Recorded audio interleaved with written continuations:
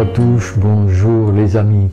Alors voilà, aujourd'hui j'interviens pour vous partager une expérience que j'ai vécue hier et qui pourrait peut-être être utile pour ceux qui sont intéressés à ce que je vais dire. Comment commencer? Vous savez que le monde en ce moment est en grande transformation et qu'il faut, comme disent les aides-lumière, qu'il faut vraiment se préparer si nous voulons accéder à un monde meilleur, plus humain. Et il y a un grand sage qui disait, je me souviens de cette phrase que je n'oublie pas, le plus grand ennemi de l'homme ne se trouve pas à l'extérieur, mais à l'intérieur de lui. Et à propos de cette phrase, je voudrais justement vous parler d'une expérience que j'ai vécue hier.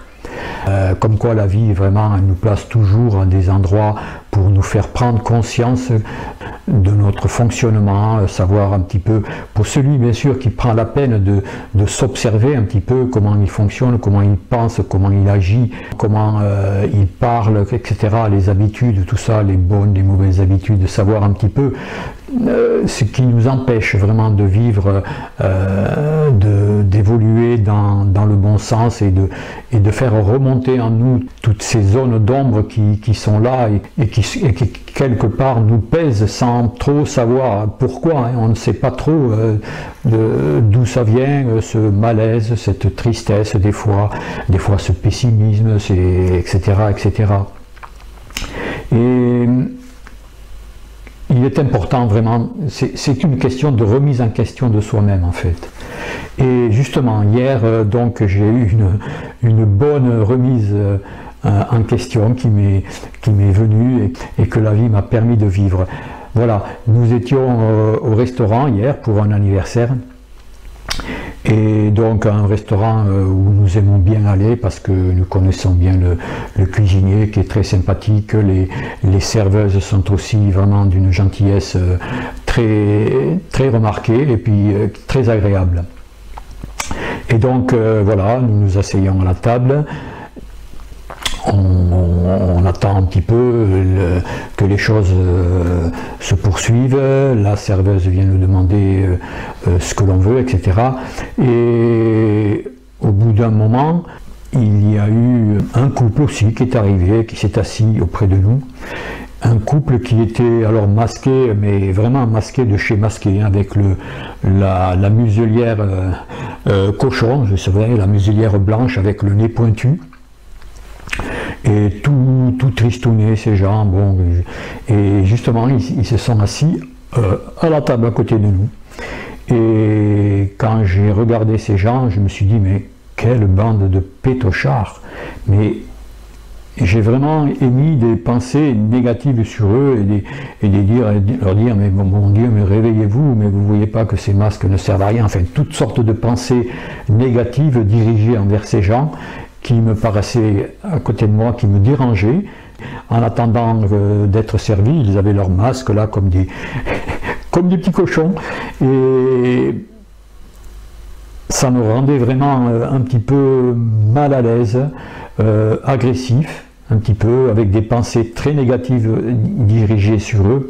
Et bon, mais j'étais là, bien sûr, je maîtrisais mon agressivité, mon énervement, j'étais là et je pensais à toute cette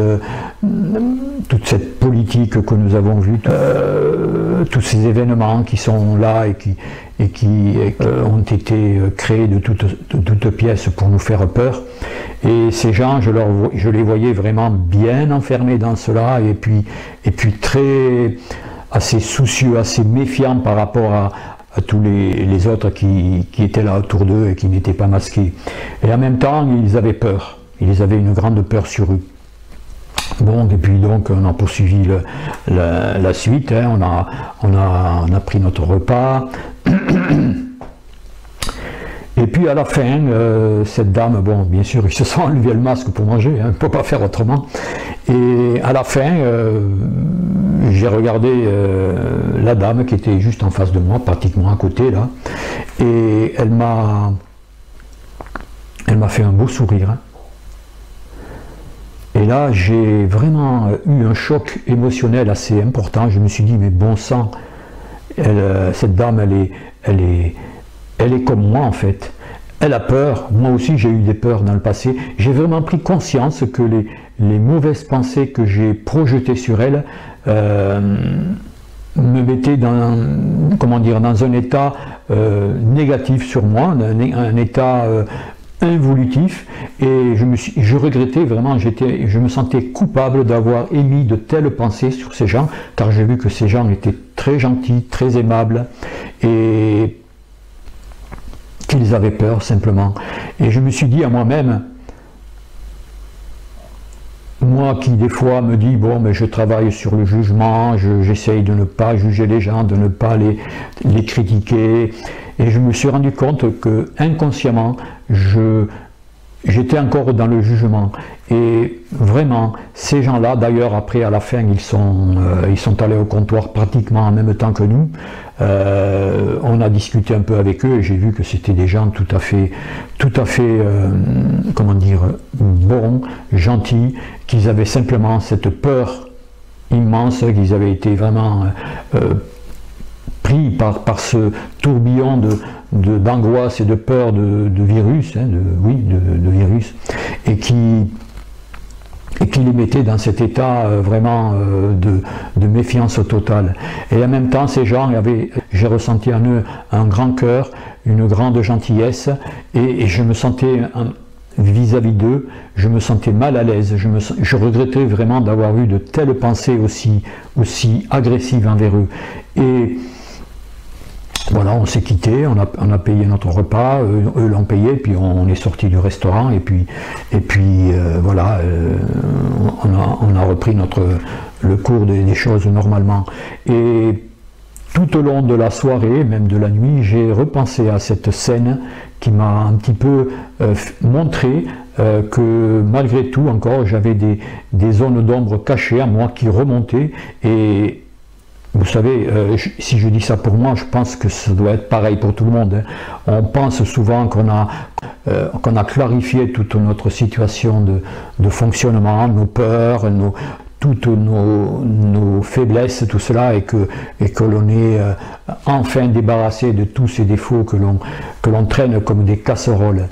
Et finalement, non, il y a toujours quelque part, quand on s'y attend le moins, des choses qui remontent en nous et qui nous montrent vraiment qu'il y a encore du travail à faire. Et moi, au niveau du jugement, là, j'ai vraiment pris une belle leçon, et je peux vous garantir que ça m'a après coup, bien sûr, ça m'a mis en joie, et j'ai remercié la vie vraiment de m'avoir placé dans une telle situation pour prendre conscience de cela, pour vraiment aller au-delà de cela, transcender ce défaut, ce dysfonctionnement que j'ai à avoir cette habitude de juger les gens, de juger comment ils sont, de juger par rapport à ce qu'ils pourraient penser de nous, etc., etc. Et je peux vous dire, parce que dans les moments qui vont suivre au moment de cette transition, il y a beaucoup de capacités qui vont se réveiller en nous. D'ailleurs, la télépathie a commencé beaucoup pour beaucoup d'entre nous, et je connais des gens qui ont vraiment cette capacité de télépathie très développée, et je peux vous dire qu'ils ne sont pas heureux d'avoir cette faculté de télépathie, d'être télépathe. Ils perçoivent toutes les pensées des gens qui sont négatifs, et je peux vous dire qu'il faut être vraiment bien centré émotionnellement pour ne pas comment dire, être trop perturbé.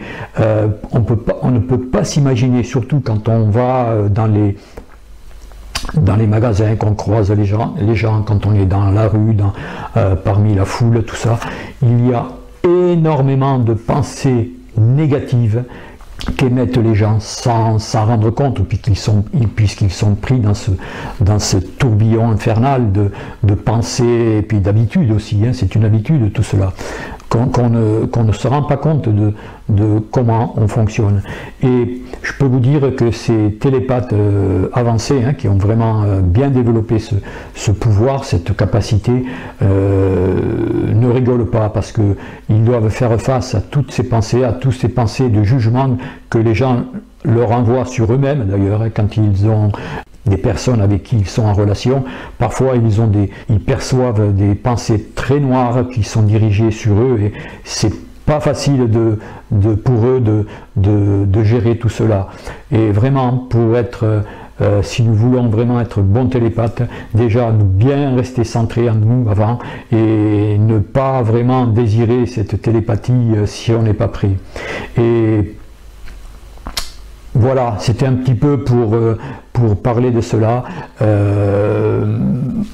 J'en parle à ma façon, j'en parle par rapport à l'expérience que j'ai vécue et je peux vous dire que ça m'a permis vraiment de prendre conscience que l'on a encore en nous des dysfonctionnements que nous ne soupçonnons pas, que par exemple au niveau des peurs aussi, hein, il y a beaucoup de choses dont nous n'avons pas conscience, beaucoup de peurs qui sont endormis en nous et dont nous ne percevons pas encore, nous n'avons pas la capacité de les voir. Et heureusement, avec les énergies qui sont là, qui sont en train d'envahir la planète Terre, d'envahir notre vie, ces énergies nous placent toujours de plus en plus dans des situations pour révéler en nous toute notre part d'ombre et pour nous inviter à les dépasser, à les épurer, à les mettre en lumière et à vraiment passer à autre chose de beaucoup plus lumineux, de beaucoup plus sage et de beaucoup plus fraternel. Voilà un petit peu aussi ce que je voulais vous dire aujourd'hui. Et donc, ben voilà, j'espère que ça vous sera peut-être utile, ça sera peut-être intéressant pour vous d'écouter ce que je viens de dire.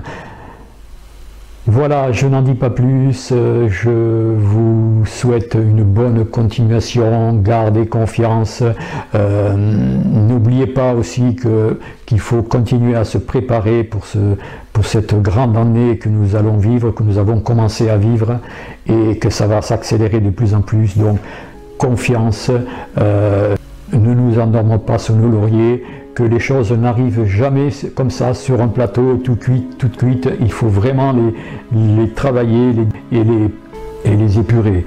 Il n'y aura pas de sauveur qui viendra faire le travail à notre place, il n'y aura aucun sauveur, le seul sauveur c'est nous, à condition de faire grandir en nous cette énergie qui nous permettra de nous sauver et de passer à une autre réalité de vie. Voilà, bonne continuation, prenez bien soin de vous et à bientôt. Au revoir.